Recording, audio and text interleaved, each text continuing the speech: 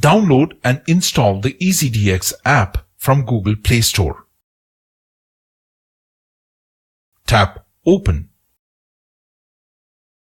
Swipe through the introduction.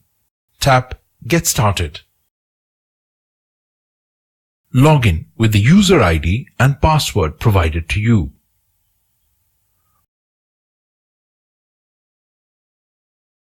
Once you start the application, a Connect button is available near the top right. Tap Connect.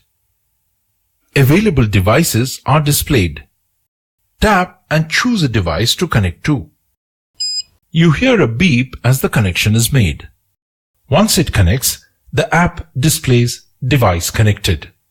On the hub, the LED Bluetooth indicator stops flashing and glows steadily. The application goes back to the main page.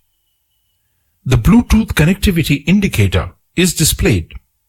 The name of the hub, its serial number, and the firmware it is running is also displayed. To test the connection, you may tap the Test button.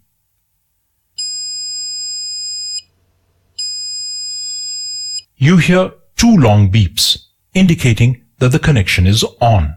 Tap the Introspection button.